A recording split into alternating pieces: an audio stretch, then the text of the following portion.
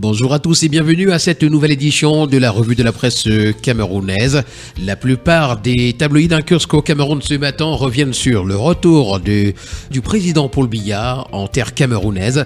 Mais nous allons commencer ce matin avec l'hebdomadaire confidentiel qui pour sa part s'intéresse à l'ancien pont sur le Vouri et nous le présente comme un mouroir pour les conducteurs de moto. D'après le commentaire que fait pour nous l'hebdomadaire, le spectacle est effarant et nécessite urgemment une vive réaction des pouvoirs publics.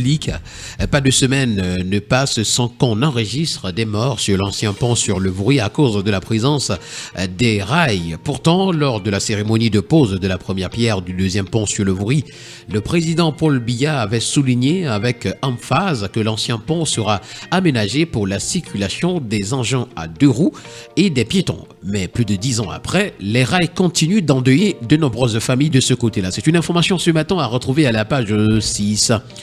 Nous allons continuer ce matin avec un autre journal, ça c'est le quotidien à capitaux publics qui titre pour sa part « Retour de Paul Biya à Yaoundé, il est là », martèle le journal. Le président de la République a regagné la capitale hier après-midi en compagnie de la première dame Chantal Biya après avoir activement pris part au 4e sommet du forum Chine-Afrique à Bédine et après un séjour privé en Europe.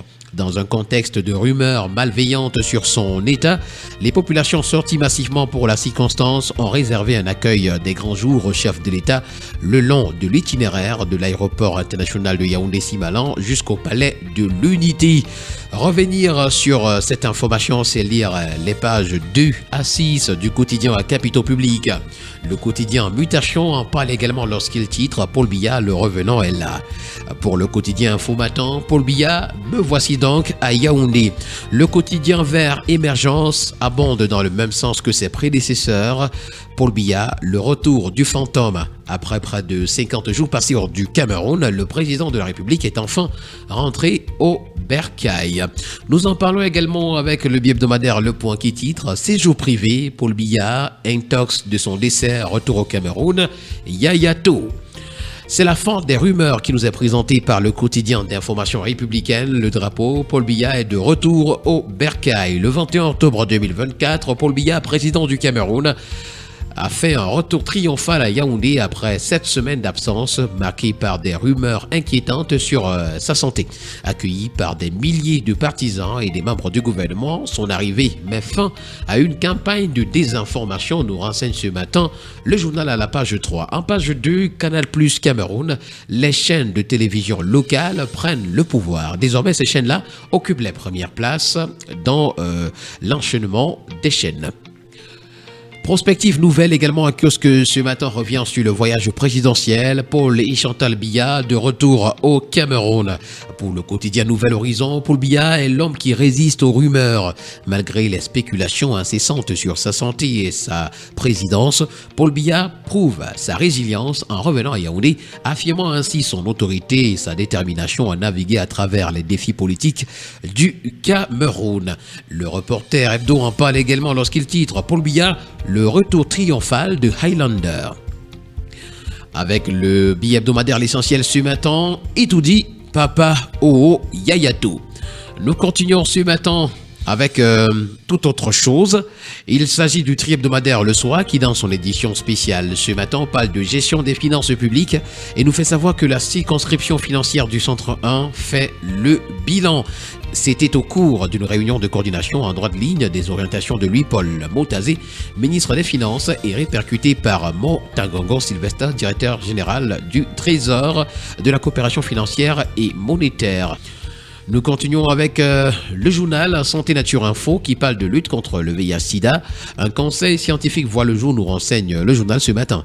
Créé le 17 octobre 2024 par le ministre de la Santé publique, le dit conseil, rattaché au Comité national de lutte contre le sida, contribuera à la prise de décisions probantes en faveur de l'élimination de la maladie à l'horizon 2030. Voilà donc une information à retrouver ce matin à la page 3. Avec l'hebdomadaire Sans Détour, on parle de l'accident de Combé dans le Dialobo. C'est Bindoua Maturan qui attise la guerre politicienne. D'après l'information rendue ce matin par l'hebdomadaire Sans Détour, il a transformé la messe de Requiem en la mémoire des victimes d'accident de Combé du 9 octobre dernier sur l'axe Yaoundé-Sambélima en une arène politique procédant à un dépolissage en règle de ses adversaires, la réactivation d'une adversité fratricide de mauvais aloi qu'on croyait en hibernation. Voilà donc une information ce matin à retrouver en parcourant les colonnes du journal. Avec le quotidien L'économie, présent en kiosque ce matin, on parle de présidence de la Banque africaine de développement. Albert Zefak est le joker du Cameroun.